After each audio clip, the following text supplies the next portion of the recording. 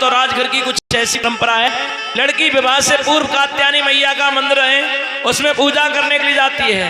आप वहां से रुक्मिणी का हरण करें, इतना बताया सज्जनों। पंडित जी से कहा है, पंडित जी ये बात बड़े भैया बलराम को नहीं मालूम पड़नी चाहिए। बोले क्यों? यदि उन्हें मालूम पड़ गई तो बड़े भैया जाने नहीं देंगे। बोले बिल्कुल नहीं मालूम पड़ने देंगे हम। अरे उसी समय मेरे कथा के रसिक बंधु हो, ब्राह्मण देवता की बड़ी खातिरदारी की, क्योंकि तुम जानते हो ससुराल से कोई आवे, आजकल कदर किनकी ज्यादा रह गई है? ससुराल वालन की। तुमने देखी वही धर्म सब खोए बैठे भारतवासी भैया बहन भान जी आए जाए तो कोई नई बात पूछैया, और जो सुन ले भी बेई आए गई तो धरवाए देत करिए। बेई में जान तो कौन रे? सारी आए गई तो इसलिए बता रहा हूं, आजकल ससुराल पक्ष वालों का बोलबाला ज्यादा है। मेरे प्यारे प्यारे श्रोता बंधु हो, लेकिन मैं बता रहा हूं, आपने मात पक्षों का, बुजुर्गों का, सबका सम्मान करते रहोगे, बात बन जाएगी। और निरे ससुराल वालों कोई कहनो मानते रहे, ससुराल में ज्यादा चाय बेते प्रीति कम होत लला नोटी, क्योंकि बताया है दूर जमाई फूल बराबर मत जमाई आदो, और पास जमाई गधा बराबर मनु आवे तब लादो। हैं दूर वालों तो साल में एक दो बार ही आवे हो, और पास में ही लला 10-5 किलोमीटर की दूर पे ससुराल हो नोटी के जीजा तो खाद पन्नो चले आओ जन्नी खर्रे लेके। हाँ इधर मेरे कथा के रसिक बंधु हो, हमारा नोटी कबू न जातो भाई ससुराल, चो नोटी की मम्मी जातो है। हाँ इधर मेरे कथा के रसिक बंधु हो, जबकि सुनीता सुन रही हुई तो लड़ना पड़े कहूं हमते, सुन रही है? हाँ लेकिन मैं बता रहा हूं कथा के रसिक बंधुओं, एक जीजा भाई ससुराल में पहुंचो, और पहुंचने के बाद बाकी बड़ी खातर भाई, बढ़िया भोजन, बढ़िया बिस्तर, बढ़िया सास ने दक्षिणा उदई माने कही 1-2 दिन और रुके और दक्षिणा मिले, फिर रखो वो, और बाने दीवार पे लिख दई ससुराल सुख की सार, छोटो वारो आओ अंकुर की तरह रहे। बाने लिख दई दिना 2-4 मिटाए के। अब बाने कही जे तो बजाए वो चाह रहे वो है, अब बाने जे कही के वो बजाए वो चाह रहे, तो उसी समय बहू का बाने लिखी दिना 10-20 बड़ो वारो आओ, सारा बाने लिख दई दिना 10-20 तो पढ़ा 25, यानी 10-20 दिना रखोगे तो अपना 25 पर सकते हैं। हाँ ज्यादा दिन ना रुकना चाहिए ससुराल में, घूरे को और ससुराल को बस वो बराबर हो तो है लला। इसलिए मैं बता रहा हूं, भागवतकार बता रहे हैं, पंडित जी की बड़ी खातर भाई सुबह हुआ, 4 घोड़ों वाला रथ तैयार हुआ, पंडित जी को रथ में बिठाल के भगवान जब जा ही रहे थे तब तक बलराम जी आगे बोले कहाँ जा रहा है कन्हैया? पंडित जी को छोड़ने जा रहा हूं। और जो पंडित जी को छोड़ने के लिए चले, सोई पंडित जी थी कही, पंडित जी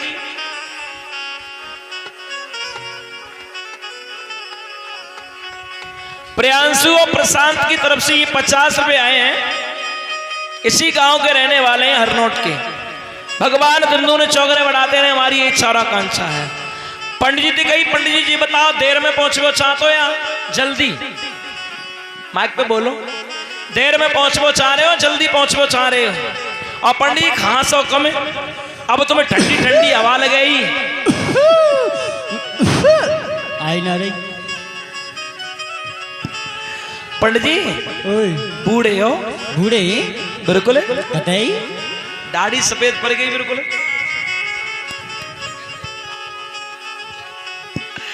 पंडित जी ओ गालों पिचक गए बिल्कुल। ना है गाल ना पिचक गई। पंडित जी ओए आप जल्दी पहुंचो चाह रहे हो? हाँ जल्दी पहुंचा लल्ला। तो बैठ जाओ। बैठ गए। कन्हैया ने जो रथ बढ़ाओ तो भौका, अरे सामरिया ने चंपा लगाई रही। ओ पंडित जी अब भाई घोड़ा धीरे धीरे चल रहे हैं, अब हम तेज चलाएंगे और तुम सावधान है के बैठी हो। और जो खारे नगरा पे तो डांग लगाई लल्ला कुंडनपुर की तरफ तो बहु का लल्ला सोमवीर और सामरिया में चम्मल लगाई गई और हवा बदल गई पैया की कला थी कृष्ण कन्हैया की कला थी कृष्ण कन्हैया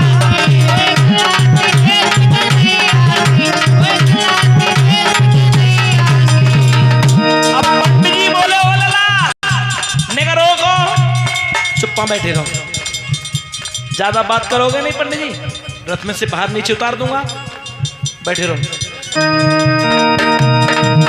अरे हवा बदल गई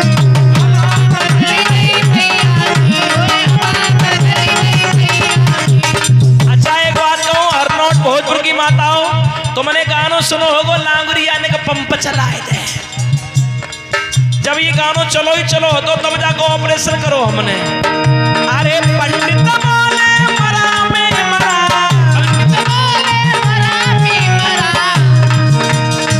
पल्ले पड़ा हीरा धमकरा मेरी नबज छूट रही मैया की कला थी कृष्ण कन्हैया की कला थी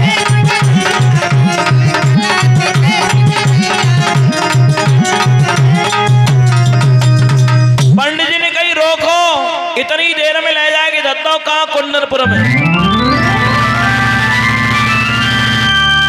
और जोर तो रोको कही पंडित जी रोको उतरो और पंडित जी को लला आंखें में चिपचावे खोले पंडित जी देखो जी मंदिर कौन सा है और तुम कहाँ ते गए पंडित जी को अब होश बड़ी देर में आ रहा लला मंदिर देखो कौन सा कहाँ ते गए लल्ला ये वहीं आ गए कौन सी जगह ये कुंदनपुर है कुंडनपुर है आओ तुमने कहीं रोको हाँ और हमने इतनी देर में तुम्हें लाके रख दो मैं तो लल्ला नो समझी आज का हमारा दिन को समय बनेगा वो आज ऐसो है हाँ कैसो लगो जी हवाओ जल्दी रथ चलाए वो सही लगो लल्ला बच गए याद तो बच गए बच गए कहते लेकिन अब रुक्मणी का बाम अंग फड़क रहा है माताओं सिंह द्वार की तरफ ध्यान था बाम अंग माताओं का फड़का तो समझो शुभ संकेत मिल रहा है यानी कोई आपका शुभ कार्य बनने वाला है माताओं का बाम अंग शुभ होता है और कथा के रसिक बंधुओं सिंह द्वार की तरफ ध्यान है वो आएंगे या नहीं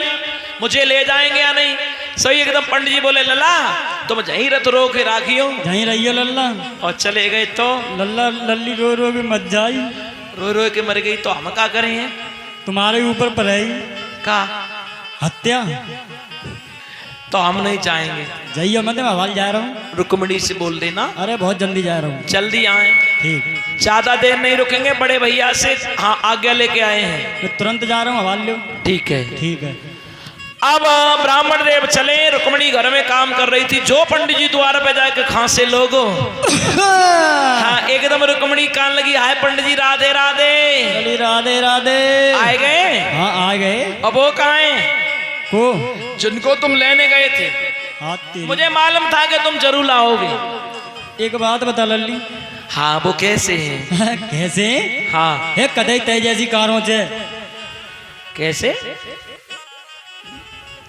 कैसे एक कतई तय जै देखत पे उल्टी और आ रही हूँ एक बात कहूं हाँ काले और गोरे दो रंग होते हैं लेकिन इंसान भले ही गोरा हो गुड़ नहीं हो 2 पैसे का क्या गोरा है वो लल्ली एक बात काला हो गुड़बान हो चर्चबान हो तो काला इंसान भी बढ़िया होता है हाँ लली तो एक बात तो बढ़िया है कौन सी जब हंसता है हाँ तन्नो लगते मत का अंबर में तारे खेलना है बतीसी बोलनी की है अंबर तो पंडित जी में जा रही हूँ कहाँ है जी तो बताओ कहाँ जा रही है जाओ ना जाऊँ ना का तो खावे को दे जाओ कितनी दूर तक चल गया सोई रुक्मणी कान लगी सुनो पंडित जी बोल लल्ली और अच्छा तुम्हें भोजन करा पंडित तो तेरा मोई है जावेगी।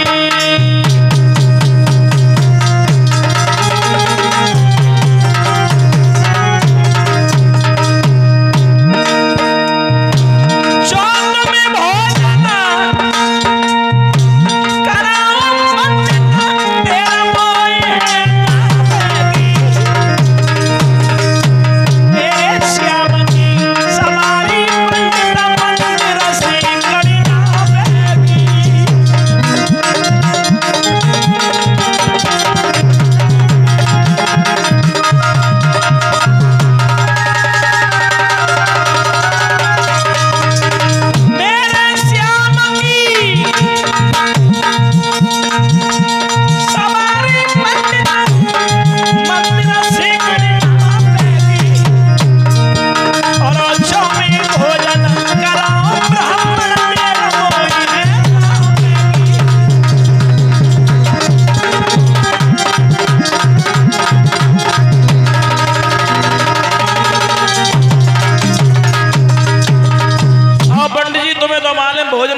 बन जा तो ना है, घंटा खाड़ तो लगी है।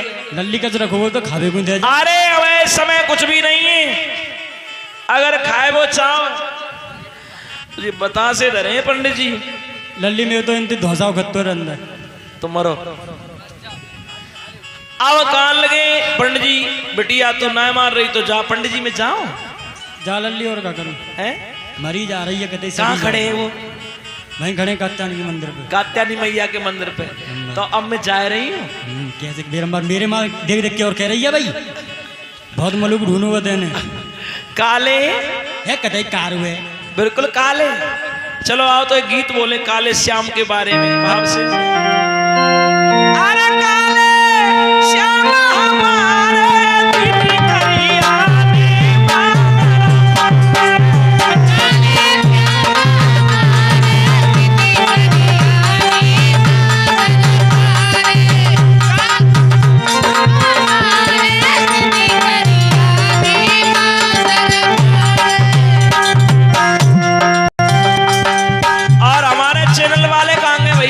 कहाँ चले गए? आए अरे काले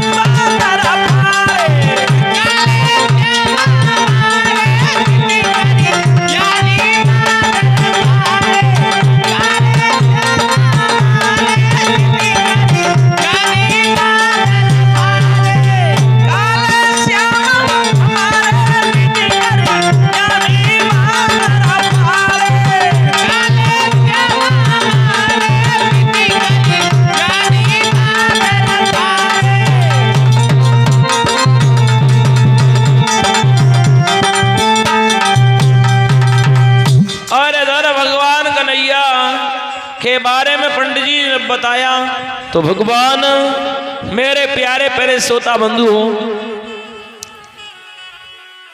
जहां खड़े हैं कात्यायनी मैया के मंदिर में पूजा करने के लिए और रुक्मिणी साथ की सहेलियों को लेकर चली है।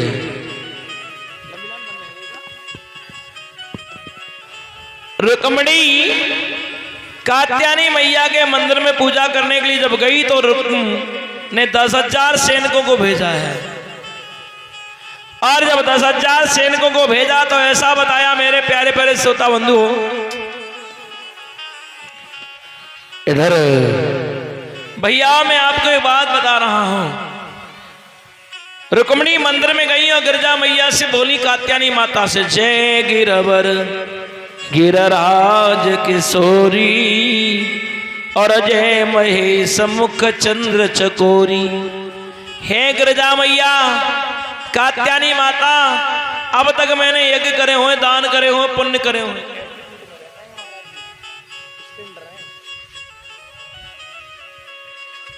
इधर मेरे प्यारे प्यारे श्रोता बंधु भागवतकार बता रहे हैं।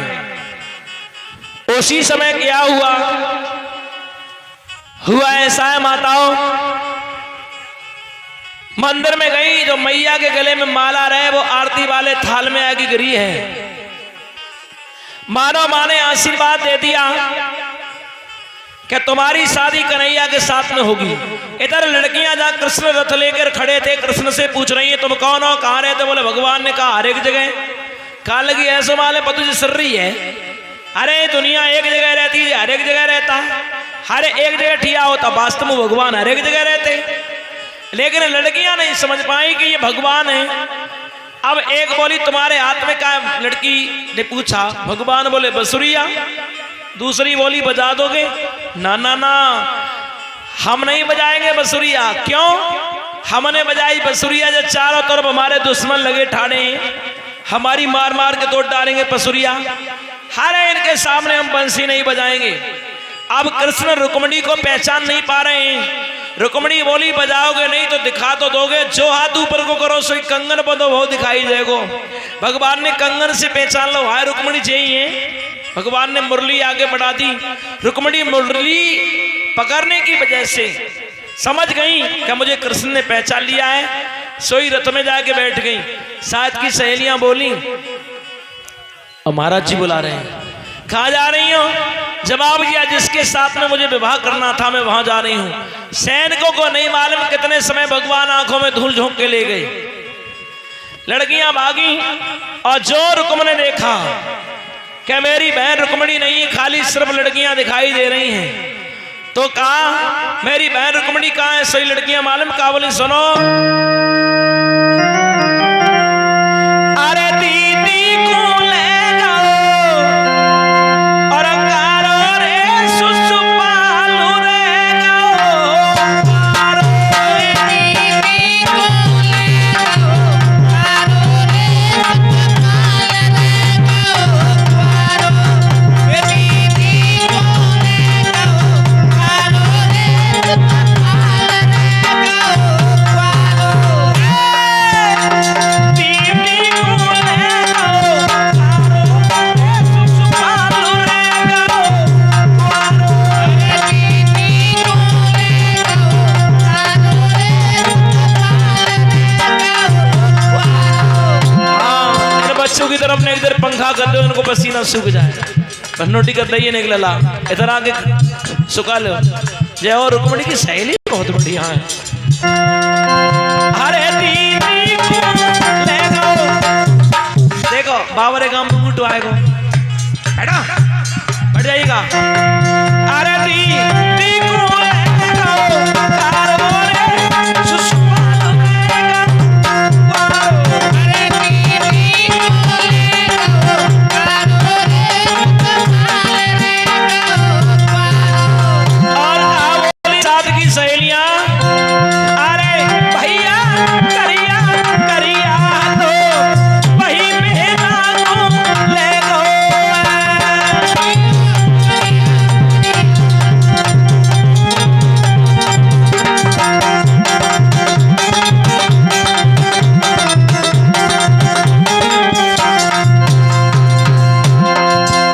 अरे भैया करिया करिया दो, बहन में जादू कर दो।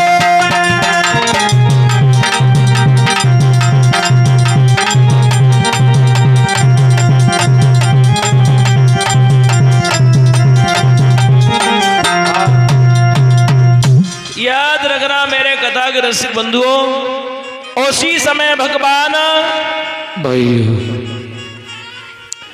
रुक्मणी को लेके जब जा रहे थे एकदम रुकुम भागता हुआ सुषपाल के पास में पहुंचा। सुषपाल से जाके बोलो जीजा जी, सुषपाल बोलो हाँ जीजा।